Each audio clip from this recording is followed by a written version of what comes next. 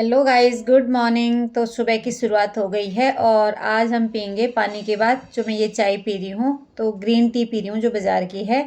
वैसे तो मैं घर पे ही ग्रीन टी जो पत्ते होते हैं उनसे खुद बना लेती हूँ, लेकिन आज ये बाज़ार वाली ग्रीन टी है। पत्ते अभी मेरे पे है नहीं, मैं फिर से उनको इकट्ठे करूँगी। अलग अलग जगह से 2-3 पत्ते इकट्ठे करके मैं फिर बना देती हूँ। आज नहीं थे तो मैंने घर पर बनाई।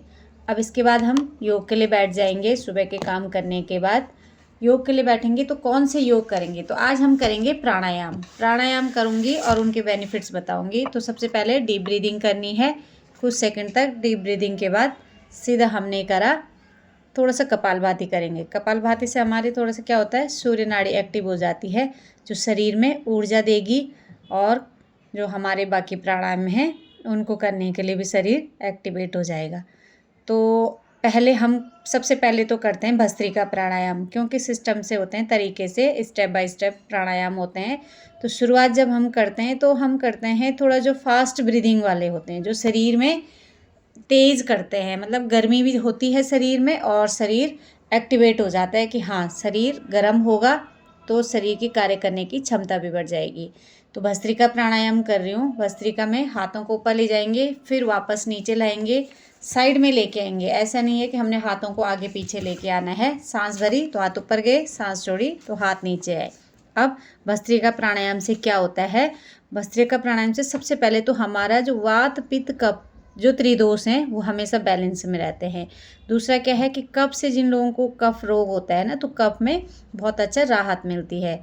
और वज़न घटाने के लिए भी भस्त्रिका प्राणायाम बहुत अच्छा होता है। फास्ट करेंगे तो हमारे शरीर में इतनी गर्मी आएगी कि हमारा वज़न घटने लग जाएगा। तनाव को कम करता है और श्वसन संबंधी समस्याओं को भी ठीक करता है। शरीर में जब गर्मी बढ़ेगी तो कफ और पित्त दोनों दोष हमारे जब बैलेंस होंगे तो कफ से और पित्त से जो रोग होते हैं वो ठीक हो जाएंगे। फेफड़ों की क्षमता बढ़ जाती है, मन को शांत करता है, नर्वस सिस्टम को स्ट्रॉन्ग करता है। तो ऐसे ये दोनों प्राणायाम कपालभाति और भस्त्रिका साथ साथ कर रही हूँ, ये दोनों हमारे शरीर में सूर्य नाड़ी को ज़्यादा एक्टिवेट करते हैं। तो मैंने पहले भस्त्रिका करा, अब कपालभाति कर रही हूँ। कपालभाति के बेनिफिट्स भी बताती हूँ। तो कपालभाति भी बहुत अच्छा प्राणायाम है, वैसे शुद्धि क्रिया है, क्योंकि ये हमारे शरीर को क्लींजिंग का काम करता है। शरीर में जो गंदगी है, टॉक्सिन्स है, उनको बाहर रिलीज़ करता है। और कपालभाति दो शब्दों से मिलके बना, एक है कपाल, दूसरा है भाति। जो हमारा फेस होता है, माथा होता है, उस पर चमक आती है। और दूसरा इसमें नर्वस सिस्टम स्ट्रांग हो जाता है, तुरंत शरीर एनर्जेटिक हो जाता है। मैंने बोला ना कि हम सुबह उठ के प्राणायाम के लिए बैठेंगे तो थोड़ा सुस्ताई सी रहती है, मन नहीं होता है कि चलो मैं प्राणायाम करता हूँ, ये करती हूँ। तो हम इस तरीके के फास्ट ब्रीदिंग वाले जब प्राणायाम करते हैं तो इससे हमारा शरीर एकदम एनर्जेटिक हो जाता है। और फिर हम योग, आसन, प्राणायाम कुछ भी करेंगे तो शरीर हमारा तैयार हो जाता है कि ठीक है अब आगे बढ़ना है। तो कपालभाति से इतने सारे बेनिफिट्स होते हैं, कुछ मैं बता रही हूँ। कपालभाति फेफड़े, लीवर, पेनक्रियाज के साथ साथ दिल के मरीजों के लिए भी बहुत अच्छा है। इतने सारे रोगों को ये ठीक करता है। अनगिनत जो समस्याएं हैं तो कपालभाति से ठीक हो जाती हैं। पेट संबंधी सभी रोग ठीक होते हैं। सारे रोगों की जड़ क्या है, पेट है। तो पेट को यदि हम इतना मूवमेंट देंगे तो हमारे पेट के रोग सही हो जाते हैं। और यदि हम रेगुलर कपालभाति करते हैं तो चेहरे पे इतनी चमक आती है कि आपको बाहर से कुछ लगाने की ज़रूरत ही नहीं पड़ती है, क्योंकि हमारा डाइजेशन सिस्टम जो है एकदम एक्टिवेट हो जाता है। और डायबिटीज़ के रोगों के लिए भी ये बहुत अच्छा आसन है, क्योंकि वो भी एक पेट का ही रोग है। फिर डाइजेस्टिव सिस्टम हमारा मजबूत हो जाता है, और जब मजबूत होगा तो इससे हमारी गैस, एसिडिटी, कब्ज जैसी समस्याएं, पेट के रोग ठीक हो जाएंगे। और पेट का जो एक्स्ट्रा फैट होता है वो भी कम होता है। इस तरीके से हम यदि थक जाते हैं बीच में तो लंबी गहरी सांस ली, उसको बाहर छोड़ा, जितना आप ले सकते हो कंफर्ट होके। ऐसे महसूस करना है कि बस कितनी खुद से मेरी सांस अंदर आ रही है, रिलैक्स मिल रहा है, फिर मैं बाहर छोड़ रही हूँ। यदि हम कपालभाति को कंटिन्यू करते हैं तो क्योंकि हम सांस को बाहर ही छोड़ रहे होते हैं, अंदर जब आ रही है हमें पता भी नहीं चल रहा कब आ रही, आती तो है अंदर, लेकिन हमें खुद से पता नहीं चलता। हमारा पूरा ध्यान होता है कपालभाति में बाहर छोड़ने का। और जितना फोकस हम बाहर छोड़ेंगे तो हमें कुछ सेकंड बाद ऐसे महसूस होगा कि थोड़ा सांस अब अंदर भी लेनी है। तो हम क्या करेंगे, बीच में अपना कपालभाति को स्टॉप करके सिर्फ सांसों को लेंगे डीप ब्रीदिंग के साथ। पूरे फेफड़े भराए और फिर उसको बाहर खाली करा। जब आप करोगे आपको बहुत अच्छा रिलैक्स फील होगा। पूरा आंखें बंद करके हम अपना ध्यान सांसों में लगा के रखेंगे। मन इधर उधर भटकाएंगे तो ये चीज़ हमें फील नहीं होगी। जब हम आंखें बंद करके पूरा ध्यान अपनी सांसों में लगाएंगे तो हमें बहुत कुछ चेंज ऐसे लगेगा कि शरीर में कुछ हो रहा है और बहुत अच्छा होता है।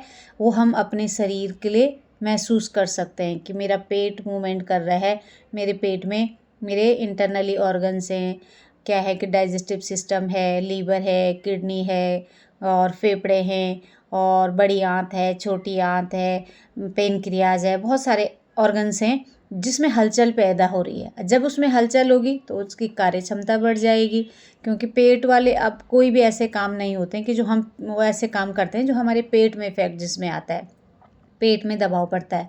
क्योंकि अब खड़े खड़े सारे काम होते हैं। पहले तो घर के काम बैठ के होते थे, कपड़े हम बैठ के धोते थे, बर्तन बैठ के धोते थे, खाना बैठ के बनाते थे, पैदल चलते थे, जिससे हमारे पेट में भी थोड़ा सा मसल्स में खिंचाव आता था, दबाव आता था, तो हमें पेट के रोग नहीं होते थे। लेकिन अब तो लाइफस्टाइल सबका ऐसा हो गया है कि खड़े खड़े सारे काम होते हैं, पैदल कोई चलता नहीं है, झुकने वाले काम कोई बहुत कम करते हैं, तो हम एकदम थोड़ा खड़े ही रह जाते हैं, जिसकी वजह से पेट का कोई मूवमेंट ही नहीं होता है और फिर रोग आते हैं। ओवर ईटिंग करते हैं, रात तक सोते हैं और फिर हमें डायबिटीज़ जैसी समस्याएं हो जाती हैं, हार्ट के रोग हो जाते हैं। तो जब हमारा डाइजेस्टिव सिस्टम कमज़ोर होगा तो हमें पेट के रोग आएंगे, साथ ही साथ हमें दिल के रोग आएंगे, फेफड़ों के रोग आएंगे। तो कपालभाति एक ऐसा प्रक्रिया है जिसको हम यदि करते हैं तो सिर्फ हमारे पेट का मूवमेंट हो रहा है, हमें पेट को ही हिलाना है। ऐसे नहीं है कि हमें पूरे शरीर को हिलाना है। कुछ लोग तो शोल्डर भी हिलाते हैं, गर्दन को भी हिलाते हैं, तो वो तरीका गलत है। उससे हमें थकान भी लगती है और जब सही नहीं करते हैं तो उसके बेनिफिट्स भी नहीं मिलते हैं। नुकसान नहीं होगा लेकिन यह कि फ़ायदा नहीं होगा। अब हम इतनी देर बैठ के कर रहे हैं लेकिन उसका फ़ायदा नहीं हो रहा है, तो अपना टाइम वेस्ट करके कोई फ़ायदा नहीं है। तरीके से हमें करना है और धीरे धीरे करके जब हम कपालभाति कर लेते हैं उसके बाद हम अनुलोम विलोम करेंगे। अब ये है स्लोली प्राणायाम। अनुलोम विलोम हो गया, भ्रामरी हो गया, उद्गीत हो गया। तो वैसे प्राणायाम बहुत सारे हैं लेकिन जो मेन प्राणायाम है जो सभी कर सकते हैं उनके लिए यहाँ पे मैं बता रही हूँ। प्राणायाम तो हर रोग के लिए अलग अलग हैं, लेकिन ये 2-3 ऐसे प्राणायाम हैं जो सबको करने होते हैं। अपना शरीर यदि स्वस्थ रखना है तो हमें ये प्राणायाम ज़रूर करने हैं। जो लोग प्राणायाम नहीं करेंगे आज के डेट में, वो आने वाले टाइम पे समझ लो मैं बीमारियों को तैयार कर रहा हूँ, बीमारियों को इकट्ठा कर रहा हूँ। क्योंकि बीमारी एक ही साथ बाहर नहीं आती है। बीमारी तब बाहर आती है जब शरीर में बहुत ज़्यादा वो इकट्ठा हो जाती है, बहुत टाइम तक जब वो रहती है, उसके बाद जब अति हो जाता है तब वो बड़ा रूप लेके बाहर आती है। तो वो हमारी गलती की वजह से होता है कि हम कुछ भी ऐसे काम नहीं करते अपने शरीर के लिए। शरीर से सारा काम लेते हैं लेकिन शरीर के लिए कुछ भी नहीं करते हैं। तो हमें प्राणायाम बहुत ज़रूरी है कि यदि स्वस्थ रहना है तो प्राणायाम करना है। बाहर से हम बोलते हैं कि वज़न कम करने के लिए हमें ये वर्कआउट करना है, ये करना, तो वो दिख रहा है तो हम कर रहे हैं, लेकिन अंदरूनी जो समस्या आ रही है वो हमें नहीं दिख रही है, तो वो हमें ठीक प्राणायाम से ही करनी होती हैं। तो प्राणायाम में मैंने कपालभाति, भस्त्रिका बता दिया है। अनुलोम विलोम बता रही हूँ कि बाई नाक से मैंने बहुत बार डिटेल से अनुलोम विलोम की प्रक्रिया बता रखी है कि कैसा करना है। कई लोग इसमें बहुत कंफ्यूज करते हैं सांस लेना और छोड़ने में, उसी से सांस लेते हैं उसी से छोड़ते हैं। अब यदि हम एक ही नाक से सांस लेंगे तो हमारी तो एक सूर्य नाड़ी है, एक चंद्र नाड़ी है, और जब दोनों मिल जाते हैं तो सुषुम्ना हो जाती है। तो यदि हम एक ही नाड़ी को एक्टिवेट करेंगे, यदि हमने सिर्फ बाई नाक से सांस ली तो हमारी चंद्र नाड़ी ही एक्टिव होगी। वो हमारे शरीर में मन को शांत करेगी, शीतलता प्रदान करेगी। जो चिड़चिड़े लोग होते हैं या बहुत वैसे होते हैं ओवर रिएक्ट करने वाले, तो उनके लिए तो चलो शीतली प्राणायाम ठीक है, लेकिन यदि हम सिर्फ शीतली करेंगे तो हमारे शरीर में शीतलता ही आ जाएगी, काम करने के लिए एनर्जी नहीं रहेगी। वो होगी हमें सूर्य नाड़ी को एक्टिव करने से। तो सूर्य नाड़ी को एक्टिव करने के लिए हमें दाईं नाक से भी सांस लेनी पड़ेगी। तो प्राणायाम में अनुलोम विलोम ऐसा है, ये हमारी सूर्य नाड़ी और चंद्र नाड़ी दोनों को बैलेंस करती है। और यदि हम सिर्फ दाईं नाक से सांस लेंगे और छोड़ेंगे तो सबसे पहले तो जिनको हाई बीपी की समस्या है उनका बीपी बढ़ जाएगा। दूसरा क्या है कि जो लोग हाइपर होते हैं और दिन भर ऐसे उछल कूद बच्चे जैसे होते हैं या बड़े भी मतलब ओवर होते हैं कि हाइपर रहते हैं, तो एनर्जी बहुत अच्छी रहेगी, उनका मन शांत नहीं होगा, नींद नहीं आएगी और बेचैनी सी महसूस होगी। ये क्यों? क्योंकि हमने सूर्य नाड़ी ही एक्टिव ज़्यादा करी। तो अनुलोम विलोम से हमें दोनों को बैलेंस करना है कि हमें बाईं नाक से सांस लेनी है, दाईं से छोड़नी है, फिर दाईं से लेनी है, बाईं से छोड़नी है। इसका डिटेल यदि आपने देखना है तो मेरे चैनल पे नीचे जाके मैंने अनुलोम विलोम वाली वीडियोस अच्छे से समझा रखी है। एक एक पॉइंट करके पूरा वीडियो मैंने अनुलोम विलोम पे ही बना रखा है, तो उसको देख सकते हैं। तो यहाँ पे मैं अनुलोम विलोम कर रही हूँ, आंखें बंद रखेंगे। देखो, जितना हम अपने आप को महसूस करेंगे उतना हमारा मन शांत होगा, हमारा माइंड शांत होगा, हमारी बॉडी शांत होगी। हमारा पूरा शरीर चलता है मन से।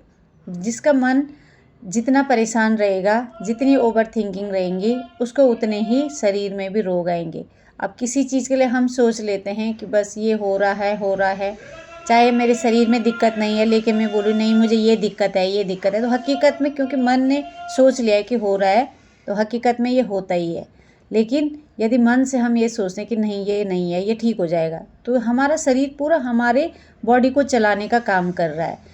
तो यदि हम अनुलोम विलोम प्राणायाम करते हैं तो हमारा मन शांत हो जाता है, हमारी ओवर थिंकिंग कम हो जाती है। जिन लोगों को खासकर सर दर्द ज़्यादा रहता है। और अब इसके बाद जब हमने अनुलोम विलोम भी कर लिया, अब हम करेंगे भ्रामरी प्राणायाम। भ्रामरी के लिए हम आँखों के ऊपर हल्की सी उंगलियां रख देंगे और दोनों उंगलियों के जो टॉप होते हैं वो हमारे नाक के दोनों साइड आते हैं। ये हमारे साइनस के पॉइंट को भी एक्टिवेट करते हैं, पॉइंट दबाते हैं। और एक एक उंगली हमारी जो अंगूठे की बगल वाली उंगली होती है वो माथे के ऊपर रहती है और जो लास्ट वाली उंगली होती है वो नाक के दोनों साइड रहती है।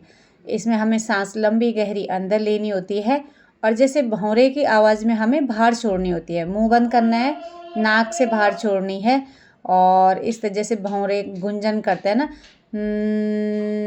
इस तरीके से हमें बहुत अच्छे से डीप ब्रीदिंग करनी है। पूरे सांस भरते हुए जितनी आप अंदर ले सकते हो अपनी फेफड़ों की क्षमता के अनुसार सांस अंदर ली और उसको बाहर हम छोड़ेंगे भौंरे की जैसे की तरह। अब जिसको जैसे माइग्रेन की समस्या है, सर दर्द ज़्यादा होता है, हाई बीपी की समस्या है या जो भी मानसिक रोग हैं, तो उसको शांत करने के लिए तो हमें इसको थोड़ा ज़्यादा करना पड़ेगा, कम से कम 7 से 8 बार करेंगे। और जो नॉर्मल है, जिनको कोई दिक्कत नहीं है, बस खाली अपना फिज़िकल फिट रहने के लिए कर रहे हो, तो आप 2 से 3 बार रोज़ करोगे तो इससे हमारा पूरा शरीर स्वस्थ रहेगा, तन भी और मन भी। तो प्राणायाम एक बहुत अच्छा हिस्सा है हमें स्वस्थ रखने के लिए और फिजिकली फिटनेस के लिए हमें आसन भी साथ में करने होते हैं। आसन से भी रोग दूर होते हैं, लेकिन आसनों के साथ साथ हमें प्राणायाम करने होते हैं। तो इस तरीके से हमने भ्रामरी प्राणायाम करा, फिर हाथों को अपने घुटनों के ऊपर रख लेंगे। जो आप मुद्रा लगाना चाहते हो उस मुद्रा को लगाएंगे और फिर हम इस वाइब्रेशन को फील करेंगे। जो हमने सांस बाहर छोड़ी है ना, तो उससे क्या हुआ कि हमारे पूरे सेल्स क्या होते हैं, जनरेट हो जाते हैं, रीजनरेट होते हैं। तो हमने फील करना है कि हमारे किस अंग में वाइब्रेशन पैदा हुई है। नए नए सेल्स बनने लग जाते हैं, डेड सेल्स की जगह नए सेल्स बनते हैं और जो सेल्स सुस्त हो गए हैं, काम नहीं कर रहे हैं, तो वो क्या होता है, एक्टिवेट हो जाते हैं। जितनी हम डीप ब्रीदिंग करते हैं उतने हमारे शरीर में क्या होता है, ऑक्सीजन की सप्लाई ज़्यादा होती है। बस ऑक्सीजन की सप्लाई अच्छी है तो हमारे शरीर से रोग दूर होते हैं। अब जैसे प्राणायाम करते करते देखो, कपालभाति करा मैंने तो मुझे छींक आ गई। ये क्यों आई? ये इसलिए आई कि मेरे पेट में गैस भरी हुई थी। तो जब हम कपालभाति करते हैं, कपालभाति करने के बाद हमें गैस पास होती है।